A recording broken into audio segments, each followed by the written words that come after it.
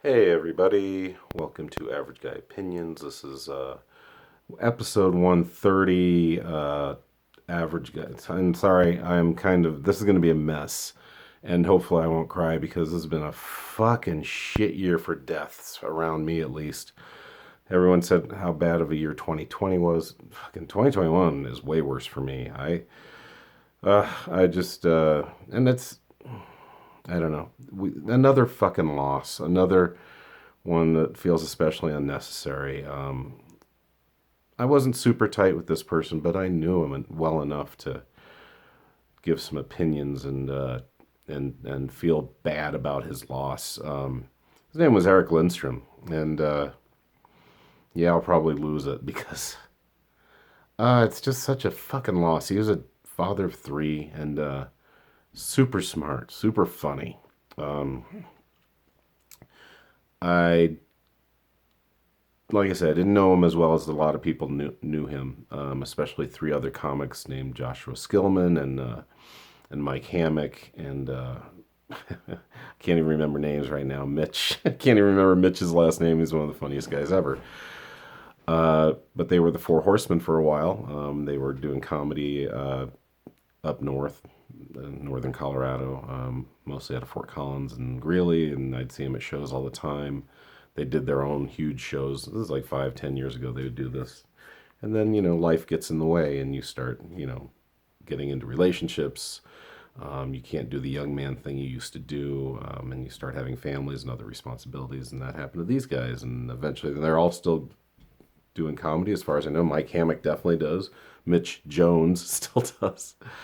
But this is a big loss. Erik, I'm sure, had many demons. Erik was dealing with being a trans person in Seattle. He seemed to have a really healthy relationship with a new person. I know he would come back here to Colorado, and I know he was being in his kids' lives as much as he could. But it really fucking just it just feels senseless when you lose somebody this young. I'm not even sure how old he was. I think he was in his early 30s. I know he wasn't old. um, and those of us who knew him we miss him already. And I know, like I say, I didn't know him as well as a lot of people did, but I knew him better than probably I know the average comic in the Front Range Denver area.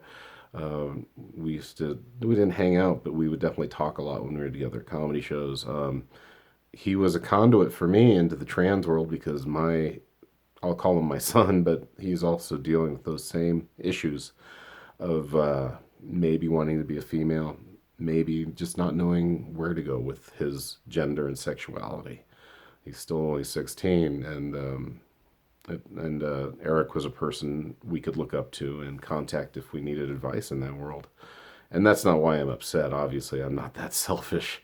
I'm upset because, I guess maybe it is selfishness. Maybe this is where we got to look at ourselves and figure out, why do we miss people. I guess in the end, it is always about us. We miss him because he's not in our lives anymore. But it is also sad because he's not in so many people's lives right now. I know that woman he was with, I'm going to call her woman because it looked like a typical relationship from the outside. Um, Erik was one of these people. It was very hard to figure out. I know that his favorite comic was George Carlin, and he did very thoughtful comedy when he was on stage. Very intelligent comedy. It was really good stuff. I If you could look him up on YouTube, I haven't looked as of yet, but I would highly recommend, if there are any clips of him or any of the other Four Horsemen. They're all, like I said, all four of them super funny guys. They're good dudes, and I'm sure they're hurting too, because I know they had, when you're in a quartet of comics, you're tight, you're friends, and you're co-writers, and you're even, a lot of times, you're doing improv type of stuff, and you work together, and you love each other. I'm sure that was all there. Like I said, I found out this morning from Mike Hammock, who's a wonderful Denver comic. He won the Comedy Works New Faces contest a few years ago, which is a huge deal.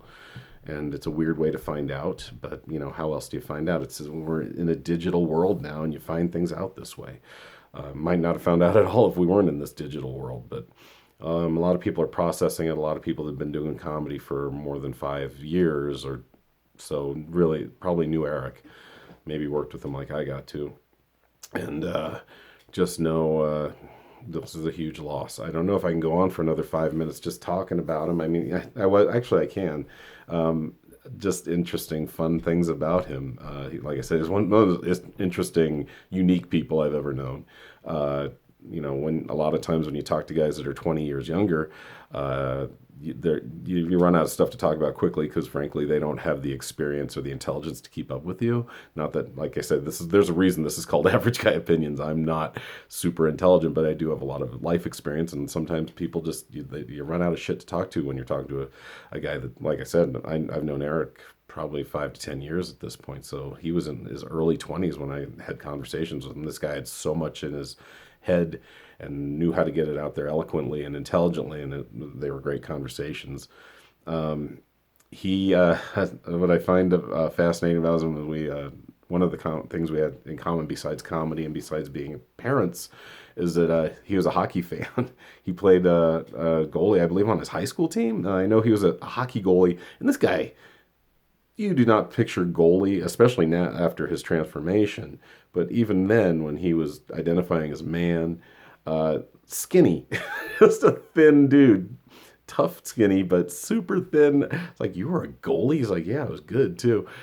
And so this guy went from being a goalie, and a lot of people who watch my videos know hockey's my favorite sport. I love it.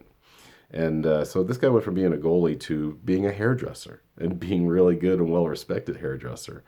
All the while juggling fatherhood and dealing with gender and sex issues and doing comedy. Eventually, a few years ago, he stopped doing comedy, which is a bummer, a loss for comedy, in my opinion, because I think he was really good at it. But you got to in life, you got to choose your priorities, and so he prioritized doing hair and growing that business and moving to Seattle and looking like he was doing really well there. He took videos of the protests and how fucked up they were in Seattle and how fucked up the cops were treating protesters, and the anomaly that was Chap or Chaz or whatever you choose to call it.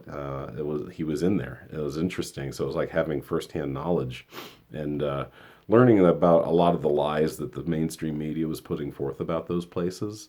So it was really cool to get to contact him. I usually just messaged him through Facebook.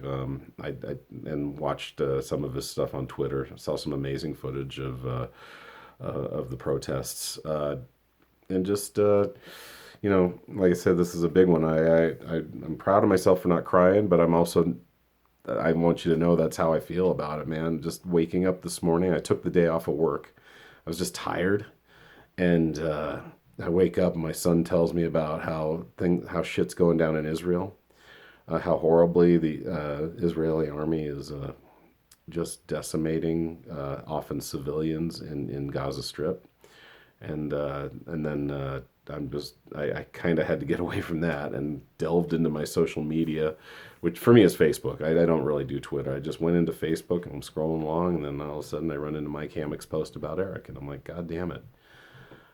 Like I said, we're all selfish on our own levels, and this has been lost a lot of people already, and we're not even at a fucking summer yet. You guys might, if you watch any of my videos, you know that we had a big loss from one of my favorite people in my high school, Renette Archuleta. I made a video about her. I had to take it down because her daughter got upset about it. But I'm not going to go into that anymore. One of my best friends, Pete, lost his wife just a month ago. My father's dying. That's probably going to happen this year too. I wouldn't be surprised, in super poor health.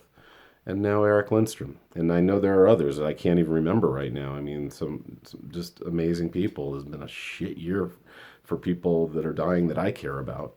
I hope it's going better for you. I want to end on a high note. Right now, I can't remember any of my favorite jokes by Erik, which really sucks. I just can't recall them, but I know he was super funny.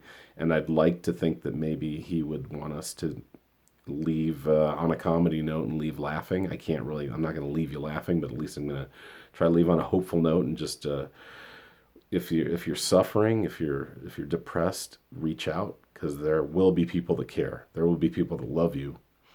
And, and just please understand your value and never underestimate your value.